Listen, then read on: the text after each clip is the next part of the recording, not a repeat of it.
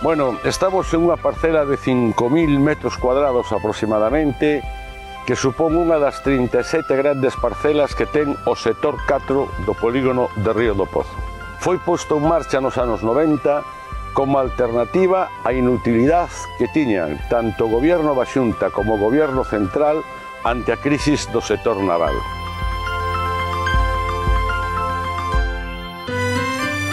Este esforzo zancadillado, nunca aprobado con ningunha subvención especial, o supo crear un equipo de goberno que creía firmemente nas potencialidades do empresariado local e do empresariado galego en xeral. Un equipo que hoxe representa a terra galega e que non ten máis objetivo que devolverlle a autoestima a tantos centos de emprendedores que de algún xeito non encontraban canalizacións as súas experiencias. E isto que digo aquí ahora se pode exportar a toda Galicia. Temos moitas potencialidades e que só fai falta que alguén as canalice, sin apoios políticos, sin andar agachado a cabeza, sin andar sumiso, senón que tendo sentido común, Galicia pode despegar e ter outro futuro.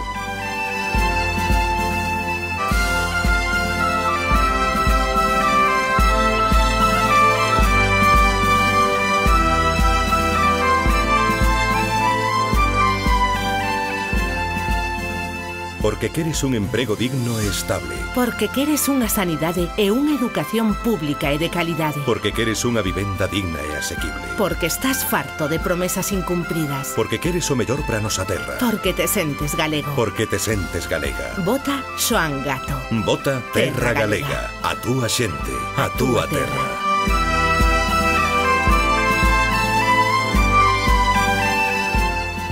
Non só temos por objetivo o relanzamento industrial, a creación de chan urbano e residencial, senón que hai unha sensibilidade especial por os entornos que a naturaleza nos rodea.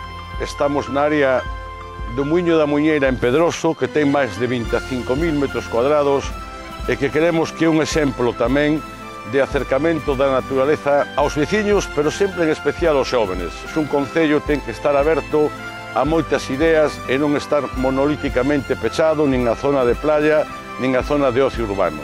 Isto cumple, polo tanto, un objetivo que é acercar ao río e a naturaleza e, ademais, recuperamos aquilo que a televisión e a cultura anglosajona, desgraciadamente, moitas veces non nos pon en primer plano. Polo tanto, é unha satisfacción dicir que este sitio é un dos lugares de encontro máis importantes que ten Narón no verán e que, inclusive, aquí se celebra un festival de música folk, de música nosa, que tamén de unha forma importante trata de afirmar a nosa galeguidade, a noso amor pola nosa terra e polas nosas tradicións.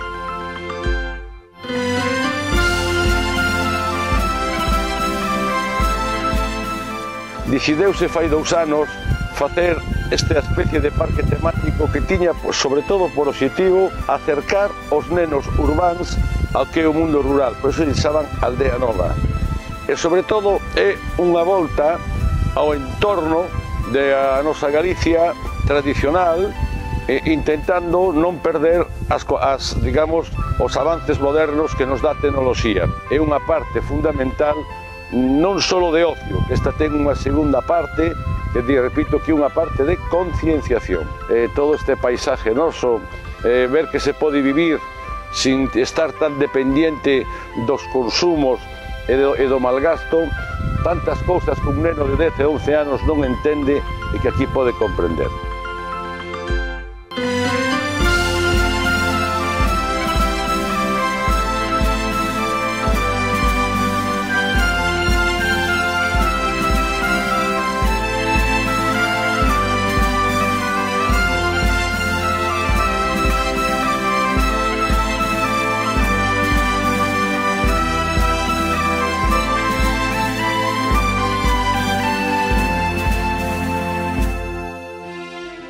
A política da Xunta non é unha política de dereitos, senón que é unha política de subvencións, de clientelismo político e de obligacións.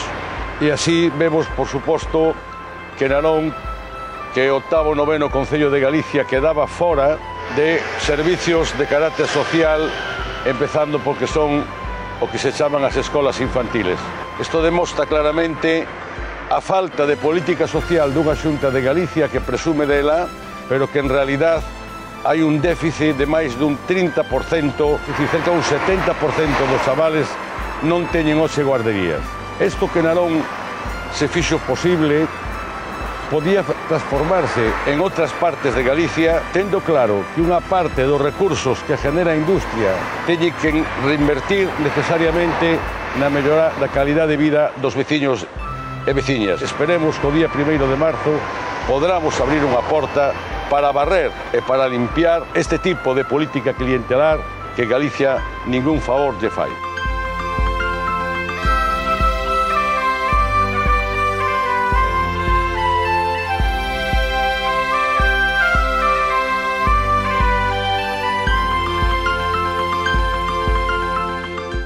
Nos temos os dous grandes columnas, como están en toda España, que é o PP e o PSOE, e depois temos un grupo político que lle chaman BNG, pero que queda claro é que o BNG non podía representar a tantos centos e miles de galegos. Ese espacio político é un espacio de centro, liberal na idea de que só o sector empresarial e o sector emprendedor é capaz de dar traballo, liberal na idea da libertad dos povos e das persoas, e por outra parte social na idea de que o reparto e a riqueza hai que gastalo con moito sentido común e hai que emplear todo o excedente en creación de empleo, en creación de riqueza e en creación de benestar.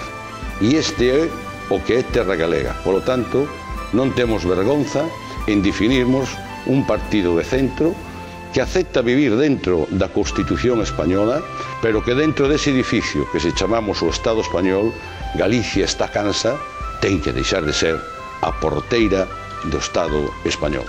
Estes 4 anos foron unha continuidade dos anteriores e, polo tanto, eu creo que hai que ter un menú distinto porque Galicia ten outro porvenir. E nós o facemos desde a experiencia.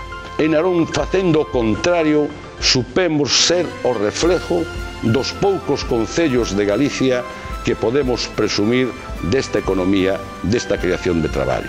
Creemos firmemente que ao seu empresariado galego non se lle recortan as alas e se lle favorece as súas instalacións e a economía galega, é dicir, as caixas de aforros que se pode incidir, se lle obliga a invertir en I+D en a nosa terra. Galicia ten forzosamente que ter outro futuro mellor. En definitiva, Terra Galega é o partido, creo que, do sentido común. Terra Galega representa o que falamos na casa, o que falamos nos bares. É un menú que ven a completar ese que faltaba, o menú dos galegos e galegas do sentido común. Vimos desde abaixo e sabemos os problemas da xente. Non aterrizamos da universidade directamente a ser conselleiros, e só sabemos que dándolle un cambio fundamental a esta política, Galicia poda ter autoestima e non só presumir de ser galegos cando vamos por fora porque cantamos moi ben ou tocamos a gaita, sino que tamén temos que dicir que non somos inferiores nin a catalás, nin a vascos, nin a madrileños, e que estamos hartos de que nos mintan e que nos roben. E ese é o noso objetivo, rachar con esta situación e que o día 1º de marzo se inicie en Galicia un novo camiño, unha nova alba de gloria, como dicía Castelao no seu inicio de Sempre en Galicia. Porque queres o mellor para a nosa terra. Porque te sentes galego. Porque te sentes galega. Vota Xoán Gato. Vota Terra Galega. A túa xente, a túa terra.